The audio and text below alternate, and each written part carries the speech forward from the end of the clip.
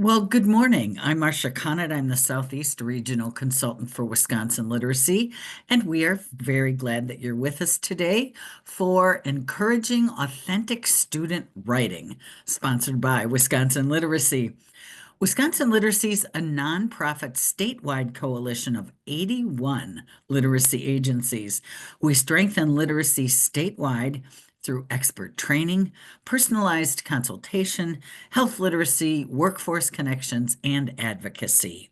So, Jamie, do you want to talk a little bit about what authentic student writing actually is?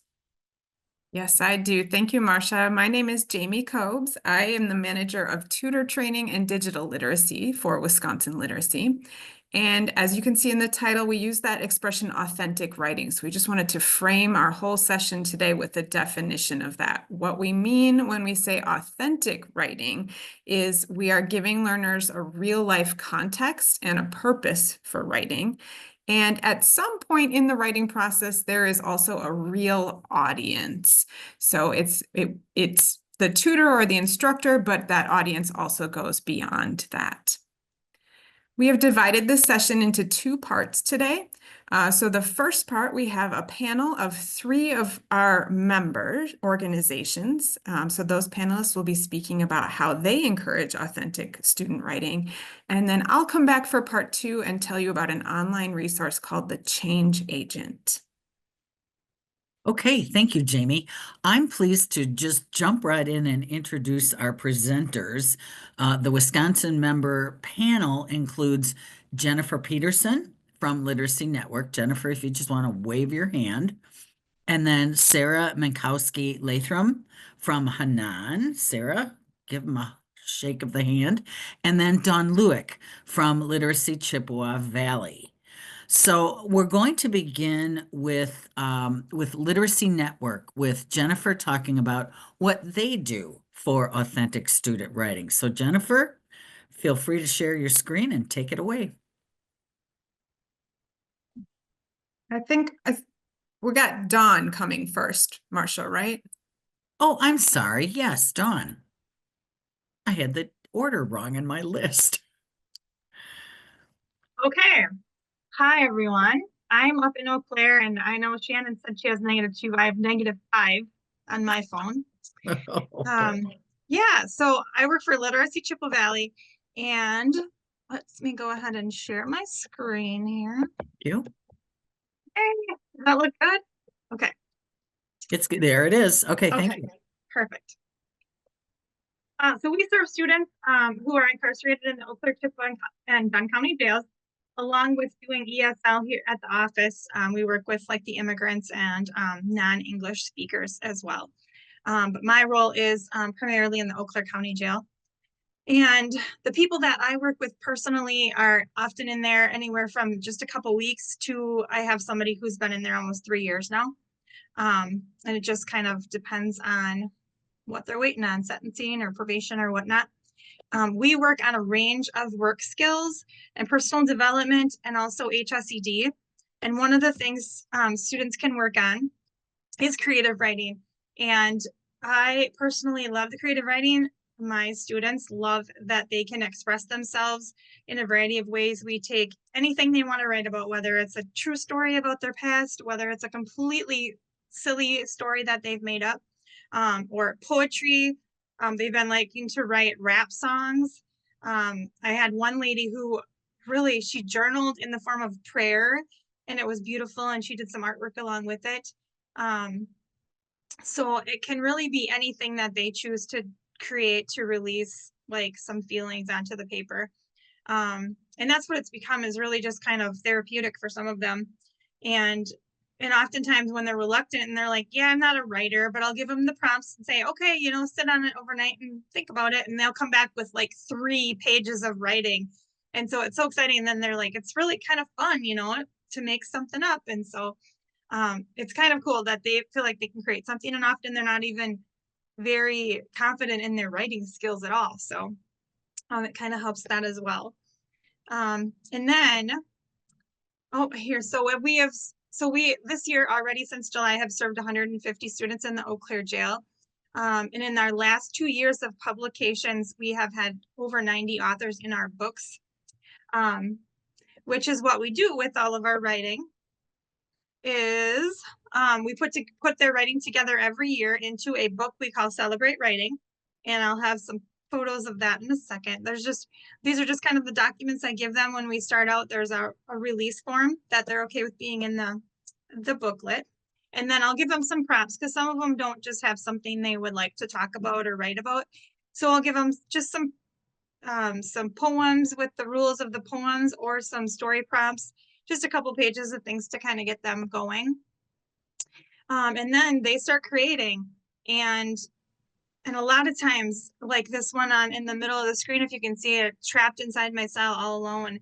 And so a lot of times they do feel like this is like a voice from the inside, you know, and it's just, I don't know, it's been phenomenal for me even to see like what they come up with and the feelings inside that they have. And so many of them have trauma from being very little, and that comes out on paper in such a beautiful way. And then a lot of them are also very, very artistic. So this one was actually two guys that were in a block together. One of them is an amazing artist, and he drew this picture of the other guy. And he was once high and passed out, and they shaved his head. So they drew the picture of him with his shaved head on one side, and the faces of addiction, he called it. And then the guy pictured here actually did the writing on the paper and like what it meant to him. And it just was so powerful. And we share that as a group in class too. Sometimes they want to share. And so we'll be like, okay, let's tell us about this picture. And this one too, like addiction grabs what it needs and rips until it bleeds. Like it's just, and I actually have been in touch with this guy specifically, and he's doing wonderful on the outside. He's completed drug court and has just like changed his life. And I just think that's just so exciting. Let's see. This is actually one of my ladies who is facing life in prison for a murder. And so she felt like she wasn't artistic, but she did lots of coloring pages. So she'd do these beautiful coloring pages, and then she would just write notes to her family. Like she wrote a lot of notes to her mom on there, and that was her creative writing. And then she would even send that to her mom then too. And yeah, and her and her mom put together this beautiful writing that I put in one of the books about, I'm locked up in here, I got nothing to do, so all I can do is color and color and color. And so that's just what like she did to get through her feelings and take it day by day. This is just a piece of art that I thought was crazy phenomenal. Some more of their some poems that they did. And we also do a thing called community poems, where we'll just have somebody start a line and we'll pass it around the table. Everybody adds a line, and it ends up being something super silly, but just really fun. Let's see.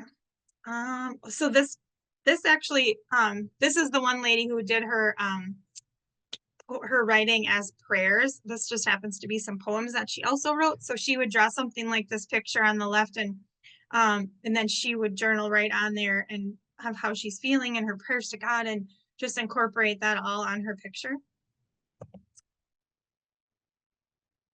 These are the covers of our last few publications, and we try to take someone's artwork and feature that as our cover, and kind of come up with a nifty title. Powerful Declarations of Incarceration Unlocked.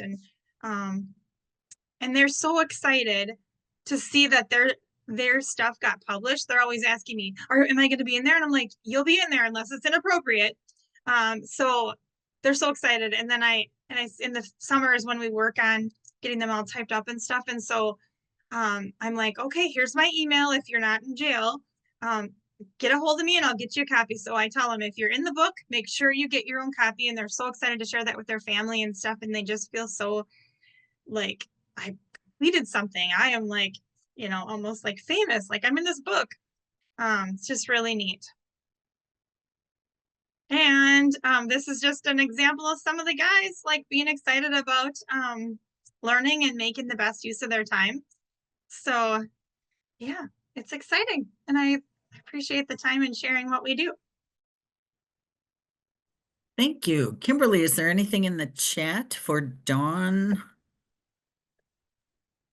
Just kind of words of support, noting that these examples are really powerful and just what a valuable outlet for the students, commenting on the wonderful book covers. And thank you so much for sharing, Dawn. Thank you. Great. Well, let's then move on to Jennifer from Literacy Network. Thank you. Hi, everyone. Thank you, Dawn. That was wonderful. It was really powerful. Really appreciated hearing that from you. Are people able to see my screen? Yes, we sure are. Jump, Okay. there you go. Great.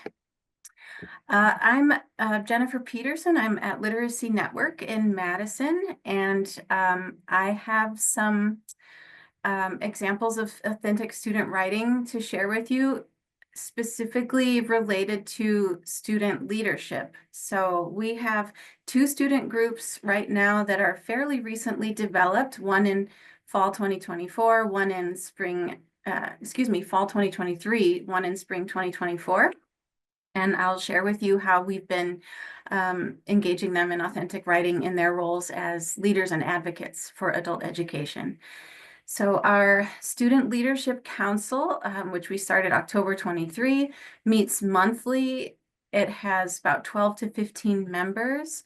It's mostly higher level ELLs, although our ABE students are also welcome to join. We don't have any on the council at the moment, but we have. And so their role is to represent students in all areas of our work. So some of the things they've done so far is vote on student writing themes for the rest of the organization. We also have a student writing book. Our organizational tagline, which is now Learning for Life, they chose that. They advise us on programming, how to support students. They've co-written grants and articles with us and written letters to funders and foundations, co-host events, help register new students, and they are participating in our strategic planning process this year, which is great. The other group is the student ambassadors. They self-selected. All of these students have pretty much self-selected, but they are, like I said, higher level students because of the vocab and the concepts that we're working with. Our student ambassadors participated in a 9-week class on public speaking and adult education advocacy, which I adapted from COABE's student ambassador training. So in that group, we learned about adult education, how to advocate, how to describe what it is, use data, use personal stories. And with that group, we've analyzed, written, and practiced giving speeches and toasts, making small talk, appearing in videos, and they also have written letters to funders. So specifically, the writing activities that we've worked on with those 2 groups are speeches, letters to funders. You could see a sample of one here, grants, and articles.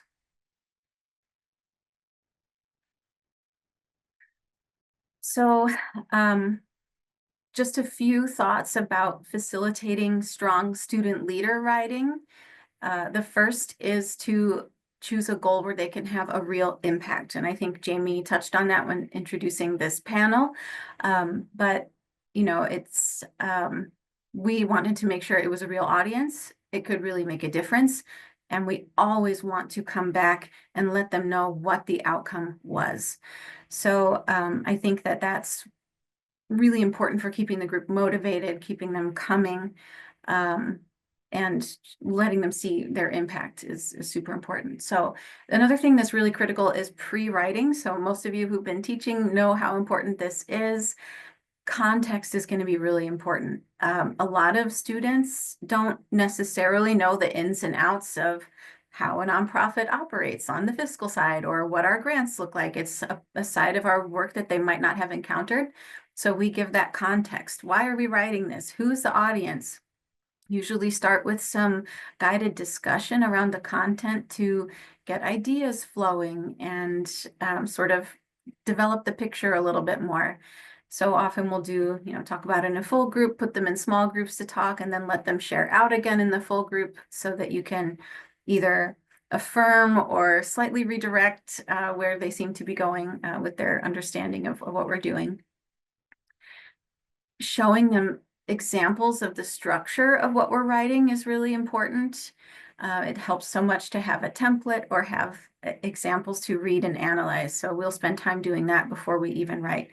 And then it's just scaffolding, a lot of scaffolding, taking it piece by piece. Writing is, you know, one of the areas where I think students feel the most intimidated, possibly. A blank page is very intimidating. So as Dawn said, having a prompt, having a framework can really help with that. So I'm going to just walk through a quick example of one that we did to write letters to a family foundation. First, we had them talk with a partner for about 5 minutes about someone in their family who is special to them. And that's because we knew that the Stoyer Foundation focused on education in memory of the family's mother, who was an educator and very passionate about it. So we wanted to start to make this tie to special people and things you do in their honor. And that was a warm-up. Then we gave context. Here is what we're going to do. We're writing letters of advocacy. What is a foundation? Who is the Stoyer Foundation? What is our relationship with them? And what are we doing? So we're thanking them and hoping that that will open the door to talk about applying again for another grant in the next year. So here's where we tied it together with their conversation. So the foundation exists to create a legacy, a good memory. They want to honor their mother, who was a teacher. They care about education. At that point, we went into, I will give you questions. It's not a blank page. Our grants manager, Autumn, is going to submit your letters with our grant, and we hope that your letters with our report will create an opportunity to talk. So letting them know what the impact could be and what it is they're doing. And then it was just timed writing, because that's just a great way to get it out. So giving prompts for paragraph 1 and then moving into a paragraph 2. So I would let them know I'm setting a timer for 10 minutes and we're just going to write, or 15 minutes and we're just going to write. Breaking it down into chunks like that is really helpful. A paragraph 3 we did. And then again, following up was super important. So this wasn't until months later that everything had been submitted. The foundation had reviewed everything. We heard back. As you can imagine, they loved the letters and granted us another $50,000. So making sure that we circled back and celebrated that with the group so they could see what their writing could do. And this is a group that self-selected to give back to the organization, to give to other students. This is their goal, is to have this impact. So that was really exciting.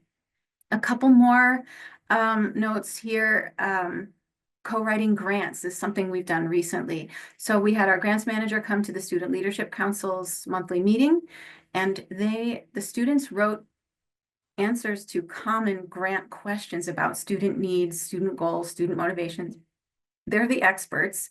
And as you know, these questions come up all the time in grants. So now Autumn has a bank of student answers to write those sections of grants. Students are answering that for themselves when she submits that, which is wonderful.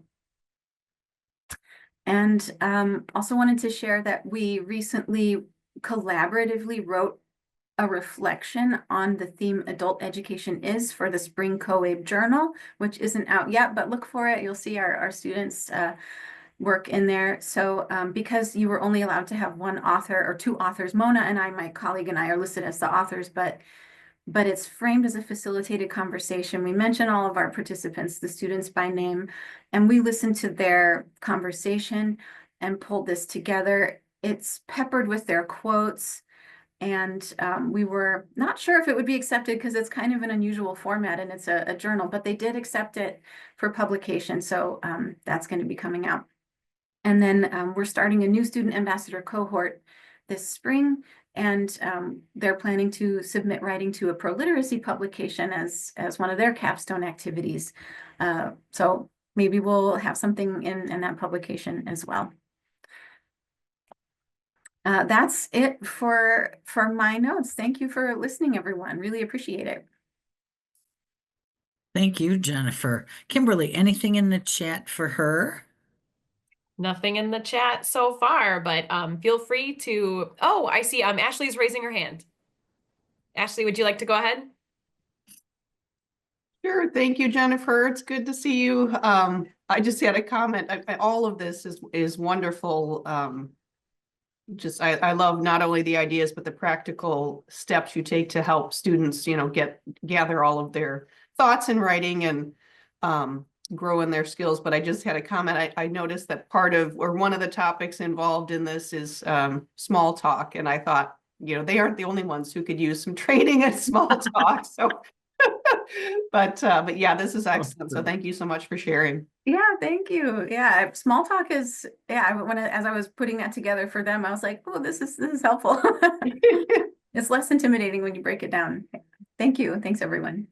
Definitely. Okay, let's move on to our final panelist, Sarah from Hanan. All right, now I will share my screen. I see somebody else is sharing. I don't know. Jennifer, I probably just gave you needed- permission, so you should be able to just, Okay. All right. Try that. Okay. Go up here. All right. Can everybody see my screen? Success. All right. Here we go. Let's see. And view slideshow. All right. So rest assured, mine will be short and sweet because we're starting out kind of at ground zero.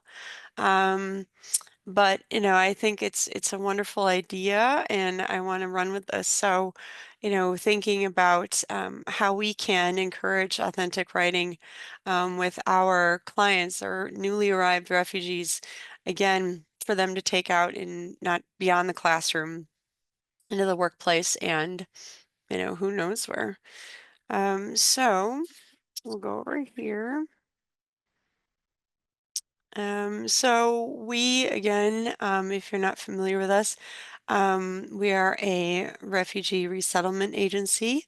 And again, we have many different languages, many different cultures represented. And we're really a wraparound agency. So my role is to kind of give them sort of a jump start in their 6-week ESL class to kind of get them going with just the basics, your name, your address, how to identify yourself, how to take the bus. That's a big one that we're still struggling with. But and then kind of refer them to other agencies to continue their English language learning. But we do everything from greeting them at the airport to providing them a hot meal to setting up their household and getting them a job, getting their kids enrolled in school, everything in 90 days, ready, set, go. We also offer an Afghan women's ESL class. And for those students, those clients that aren't able to leave their homes, we do have volunteers to teach them English in their homes. So that's another service we provide. So let's go over here.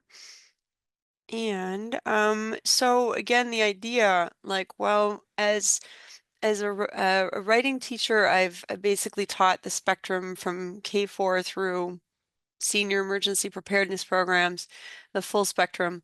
Why we need to employ different strategies and approaches for refugees. So, for example, I'm showing you a picture of our student writing collaborative publication from Milwaukee Area Technical College that we publish every year because I also work with MATC as an ESL instructor.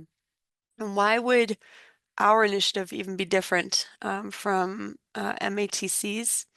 And again, let's see, can you see that one from the NEA? Can you see that screen? yes, we can. Okay, great. Again, that basically this group of people have escaped violence and torture. So you're going to be coming at these individuals differently than you would. I'm not saying that our students at MATC have not, but these, our clients specifically really need to have a different approach. So we want to really, the takeaways that I got from this was, obviously in all of my classes, giving them a safe space. So like it's a lot of small talk, a lot of just, getting to know each other. And again, many of our clients are pre-literate. They're not literate in their own languages. So just, really trying, without print to help them feel safe and help them feel comfortable and kind of relaxing those affective filters. and also feeling that they can really kind of grow from here, but we're going to, and of course, building relationships. This is huge for me, and I circle this, underline, star, whatever. Meet them where they're at. So I need to take off my MATC teacher hat and meet them where they're at. They are pre-literate. So that was my big sort of prompt for me, my inspiration to kind of veer. Can I go back here now? Do you see the slideshow? We do. Okay, great. So that's why I thought, okay, rather than just kind of doing, what other people have done, and I talked with Kenosha Literacy too, and they have some amazing collaborative approaches to, working with students and giving them the scaffolding that they need, and a lot of graphic organizers, which would obviously be a part of this. But I figured, you know what they can do, what our clients can do from day one is they can um, eat, right? And they can cook. And so what I'm thinking about is taking what they can do and empowering them with those powers, because I can't cook my way out of a wet paper bag, to really help them feel like they can express themselves through this medium. And again, so what I do, for example, again, kind of those pre-literacy and pre-writing buildups is every single time we meet, we do very, basic introduction, hello, how are you? Again, fine, thanks, and you. And the pronunciation, again, just practice, practice, practice, practice, practice, um, all the sensory models, but we help put their words into giving them life. So, we talk about their weekend, and then I write on the board, kind of in English what they're saying so they can see their words like, oh, that's what I said, and again, kind of feeling that ownership, really starting to build that. Oh, that's my story. Okay, this is exciting, right? And now we can talk about you, right? And again, many of these, these individuals have been invisible, right? And so this is giving them an identity. Like, we want to know about you. Like, tell us about your weekend. Tell us, like, what is your favorite color and why? I don't know. But that's sort of a pre kind of activation routine that I build into our classes every time we meet. And then again, we can use those for little micro lessons as needed. But so this was kind of the launch from idea, is trying to share again where they feel the power in the kitchen, right? That they can share what they know best is their recipes and their food. So saying, well, you know how to cook, let's do this, right?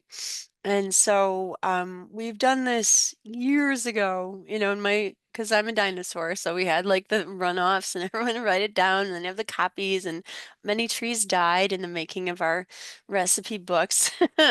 But it was great. And then, we would have sort of like a celebration. And so I'm thinking, because we just had our work stop order, so our services have been halted.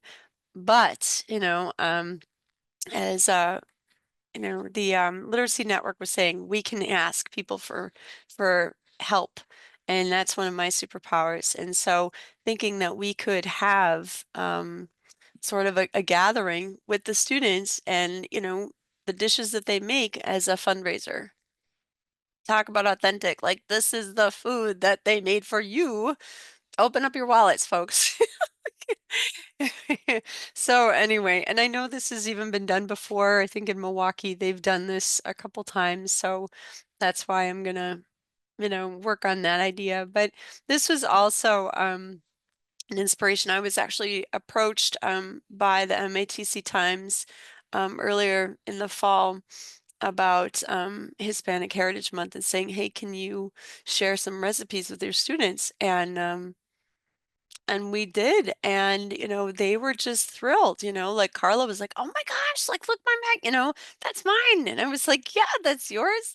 And thinking about that audience, like, that this audience who's reading this, they don't know, they've never matcha sauce. What is that? I've never heard of it.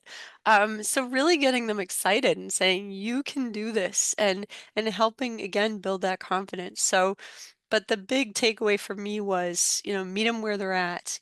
I would love to do like a sharing our world, or even I saw in the New York Times like 100-word memoirs from high school students. They did that, and I was like, that is so cool. I've done 6-word haikus with some of my students, but they're not there yet.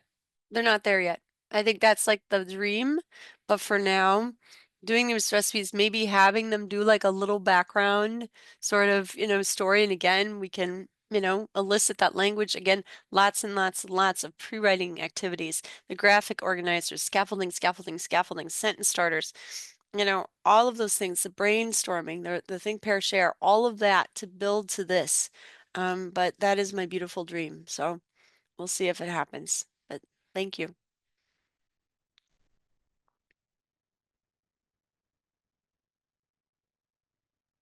Thank you. That were some really cool ideas in there. Kimberly, anything in the chat that we need to take a moment for? Nothing in the chat right now, just a thank you, and also a comment for Jennifer's presentation, that was wonderful and had great insight. So no questions yet, but of course, feel free to add those in the chat. Okay, well then we will move on to Jamie. Jamie, would you please share your news? Yes, I can do that. I just want to take a moment to thank all 3 panelists again. That was really inspiring. I can hear the passion in your voices when you talk about these authentic writing projects, and also I can see that the impact is so powerful for both your learners and your organizations and your communities. I want to wrap up this session by offering one additional way and one other resource that our members, that anybody really can use to encourage authentic writing. And that is a publication called The Change Agent. It is an online magazine published by the New England Literacy Resource Center at World Education. It is written by adult learners for adult learners. And so I think that is the most exciting part to me. And that's where the authentic writing opportunities come in. The magazine as a whole promotes social action as an important part of the adult learning experience. And when you access this online resource, you are also supported by lots of additional resources on the website itself for how to use it. So I just want to show you what that website looks like and help you navigate it. Let me make it just a bit bigger. I'm going to go first under the Issues tab. So this is where you would find the most recent issues all the way back into the archives. And so you can see each issue is centered around a theme. So this one is digital tools at work, school, and everyday life. Caring for our children and our health in the digital age. In August 2024 was advocate, organize, vote. We use our minds, etc. So that was under the Issues tab. Then there's also a Resources tab, because I want to point out that when you use this as an instructional resource, it might be beneficial to, instead of looking at the themes, look at reading levels. So there is an index with article reading levels under the Resources tab. And if I click on that, I can then sort by level by clicking here on level. And you can see that it starts at level 1. And sorry for the fast scrolling. I believe it goes all the way up to 12 because the reading levels are aligned with grade level. So a level 1 would mean like a first grade reading level. So depending on where your students are reading, you could select articles that way.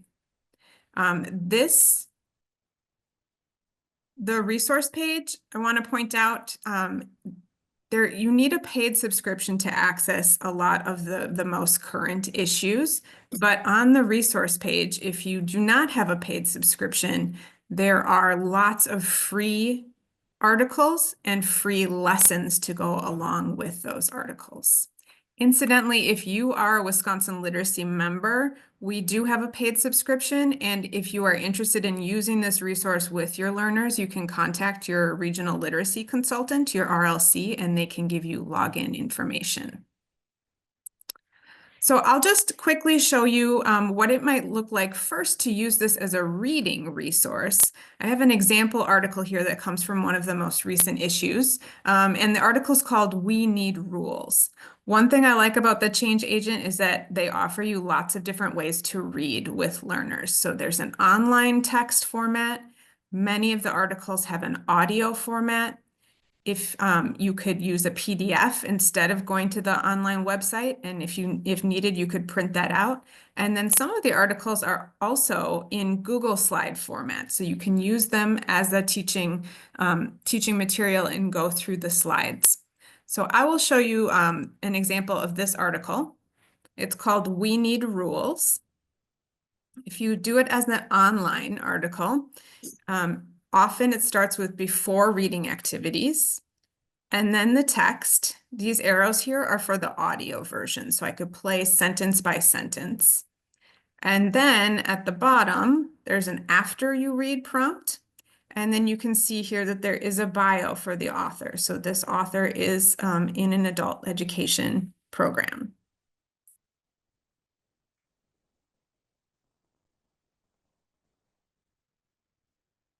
I'll just show you the Google Slide version of this as well.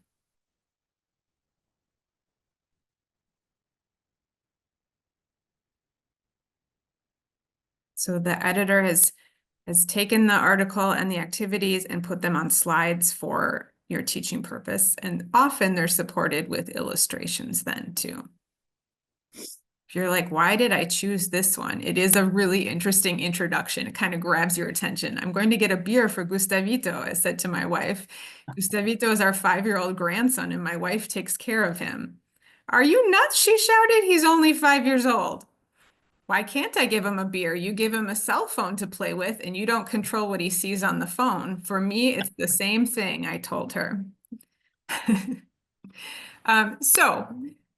It is first and foremost a reading resource, but there are opportunities for authentic writing with this resource as well. The very first thing that I see as an opportunity for authentic writing is the ability to comment as an online reader. And this is an authentic digital task that we do as online readers. So you may have noticed when I got to the bottom of this online article, there is a place where I can leave a reply. If you are logged in under the Wisconsin Literacy account, you are just logged in as Wisconsin, and your reply is anonymous. Basically, it says, Wisconsin said this. I'll also just demonstrate to you here. I really liked the intro. It grabbed my attention. And then if I click post,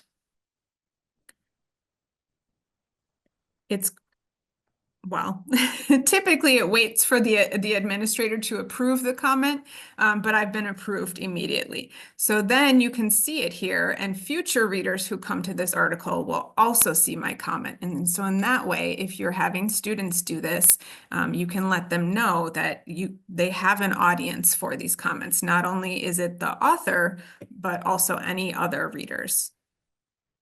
And then the second way is for authentic writing is that students can write for the magazine. And I think this is really exciting. Every February, there is a call for articles. So the 2025 call for articles just came out. The theme for the next 3 issues will be disability. You will see in the call for articles that there is a very broad definition of what the editor is thinking about disability, but you have this prompt as well. The 2025-26 series from the Change Agent will focus on how students work with and around barriers, individually and collectively. We want to include stories of individual challenges and successes, as well as stories of collective advocacy. Each of these 3 prompts here is elaborated in this call for articles document. So students will get lots of ideas about where to take these prompts, but you can tell from these prompts that there are opportunities both to write narrative writing, but also expository, just informational under this Our Society and Culture. This next slide comes directly from the editor of the Change Agent. So this is a timeline for publishing. As you can see here in mid-February, which is right now, a new call for articles comes out. It is linked here, and I can share these slides with anybody who attends, so you can find the call for articles there. You can also find it on the website itself under the Resources tab. So it says right here, invite students to write for the Change Agent. And so you'll find the call for articles there. What happens after that is when students submit, they have to submit by May 2nd. That's the deadline.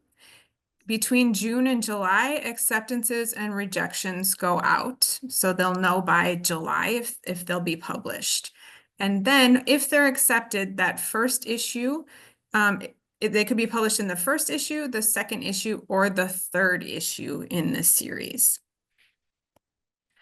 Also from the editor, some things that she wants everybody to know is that it's really important to support students as they're writing. So take the time to read lots of the articles that are already in the Change Agent. Some articles are written by beginners, and the editor really wanted me to let everyone know that she wants more. She wants more articles written at the beginning level. So don't feel like your learners don't have enough English or enough knowledge of how to write. She's really looking for that. What she doesn't want is for learners to write and put it through a translator. So they really should feel empowered to write at their English level and avoid Google Translate. Really take them through the writing process. We heard this from panelists too, so we know that you know how to do this. Scaffold that writing, spend lots of time on pre-writing and looking at examples.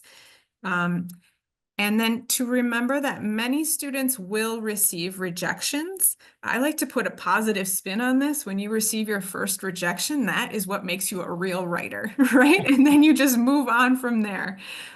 If they are selected, I know sometimes there are questions about what does the editing process look like if my student is approved for publication. And so I did hear from the editor that she does edit for grammar and spelling.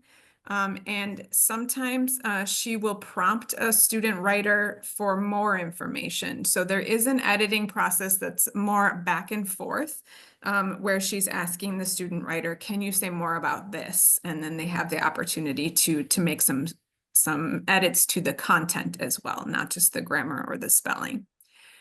If students are selected to be published, they do receive a $50 gift card for that publication.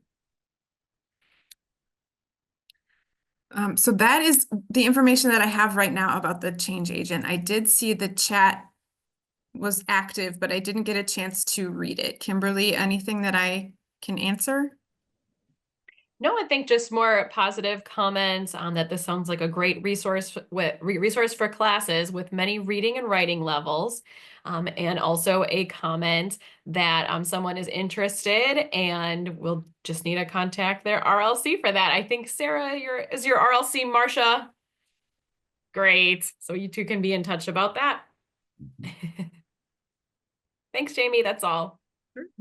I think I'll just stop sharing my slides. We do have some time. So if there are questions still about the Change Agent, I can definitely answer those. If there are questions for our panelists that you've thought of, please feel free to either put those in the chat or unmute.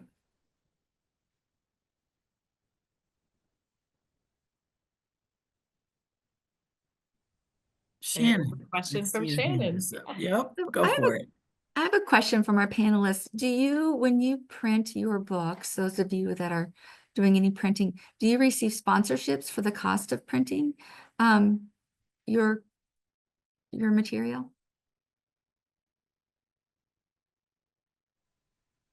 With ours, it's tied to our spring fundraising event, Reading Between the Wines. And a couple of students will actually come and read what they wrote. So the event usually does have sponsors, and some of that can go toward the cost of the book. Yeah, and ours, for Literacy Chippewa Valley, we have a grant, that we've gotten every year for some of that, for the printing costs. Great.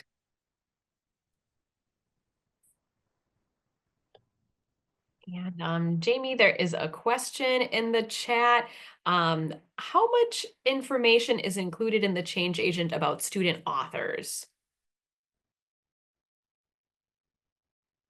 Yeah, I was just looking at the call for articles to see if there was any direction about, I know that you are required to write a short bio when you submit a piece. And then I'll share my screen again just to show you what it looks like when the article's published. Let's see. I'll go back to that index and just choose an article.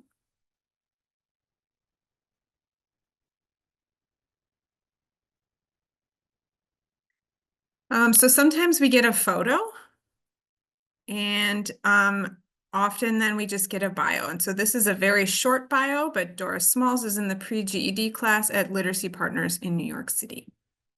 So they do publish the full name. That was one of my, I was wondering about that. Okay. Yes, looks like it.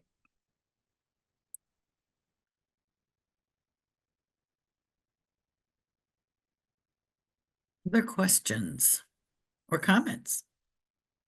I just had one comment to follow up on the question about funding. I know at least I'm involved with the Kenosha Literacy Council, and I know we have in the past gotten a small grant for the publishing of our annual student anthology from the Lions Foundation. So those who might be in smaller communities, you know, perhaps looking at smaller foundations, local foundations, or you know, even Kiwanis or Rotary, those might be potential sources too for some funds there. Yeah, it seems to me Rotary is very interested in literacy. Cheryl, you're a Rotarian, is that correct? I am, and literacy and education is one of the issues that we definitely support. Okay, so if you have a Rotary nearby, they might be a good place to start for this. Anybody else want to talk about something that they may be doing with authentic student writing at their program or even in your classroom?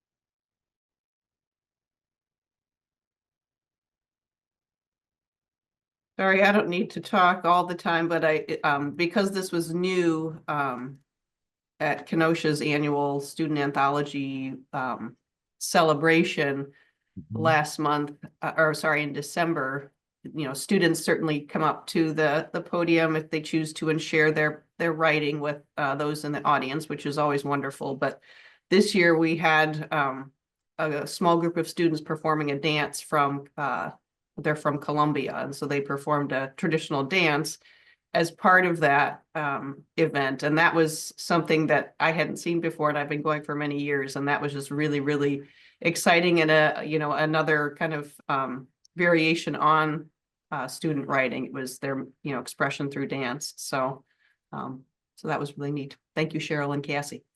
Yes. Well, and I recall going to Waukesha Literacy's unveiling of their student writing, and they made a very big point of having students sign their work in the books that we each had. And that was just a wonderful feeling for them to be able to autograph the work that they did. So I think that's another really nice way of tying it all together. I know there's more in the chat. Kimberly, can you share? Yes, thank you. One comment in the chat was that it's interesting that the editor of the change agent doesn't want students to use Google Translate. I think there's an interesting conversation to be had about the role of that tool in teaching and encouraging writing. And a follow-up comment, I agree, I ask students to use their brains and help each other peer edit rather than use their phones. Jennifer, can you say any more about that? I'm interested because it sounds like you might encourage the actual use of Google Translate. And so I'm wondering. I don't necessarily encourage it, but among our student leaders who were writing, I didn't prevent it. I think authenticity has as much, it depends on the point of your exercise. You know, is it to get their message out there in the way that they mean and they feel confident that they've expressed what they wanted to, or is it a language development exercise? And both are valid, but the goal of the activity might determine what you do. So for the student leaders, the goal for us really was not, you know, to work on their grammar, but to express their perspectives and make an impact to the organization and our work. And when people wanted to use Google Translate, I said, okay, that's fine. Because it allowed them to, they've shared a lot with us how frustrating it is. Many of the students in this particular group are highly educated in their home countries. They use tools like this easily. And, you know, not being able to express, you know, I guess I would not say that they're not using their brains when they do that. I think they very much are, but it's concepts, it's the structure of their argument, it's the point they want to get across. So if your activity is focusing on that kind of communication and the impact to the audience rather than language development, and again, both are totally valid, I don't think it's an issue to use Google Translate. It's a tool that exists for everyone, and you know, pretending it doesn't exist isn't necessarily more authentic for that purpose, for what our group was doing. Thank you. I appreciate that. I can share just Cynthia Peters is the editor, and I can share that what she shared with me is that often she can tell when whole pieces have been translated, and to her it's always kind of a shame because it loses the student's voice, and you can hear the translator voice instead of the student voice. So I remember her saying, you know, sentences are okay, words are fine to put through Google Translate, but when it's the whole piece, I lose the student voice.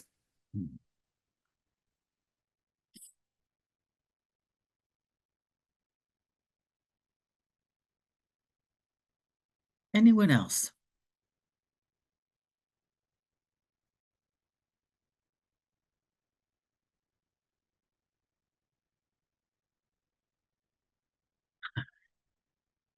Kimberly, you want to share what's in the chat in case people missed it? Sure. I like Ashley's comment. Not I too did too. dissimilar.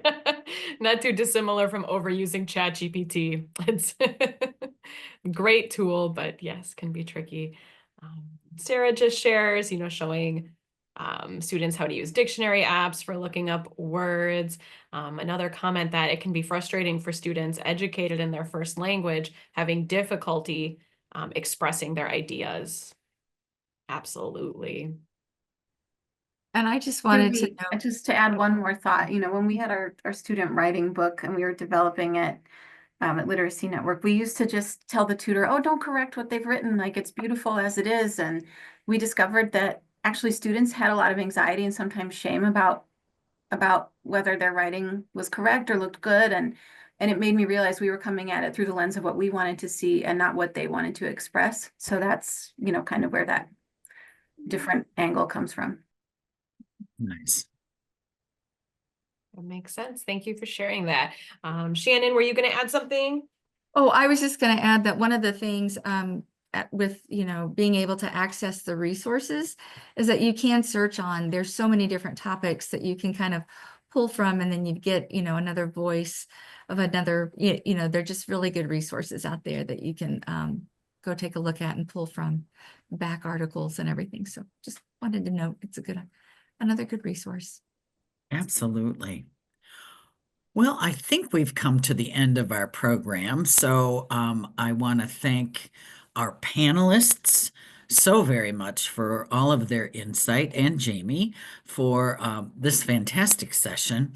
We got some really good ideas, and thanks, Kimberly, for monitoring the chat because it's been a little bit busy right here at the end.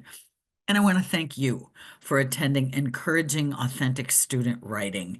The next session is how to integrate digital skills into literacy instruction with our very own Jamie and I think Anna.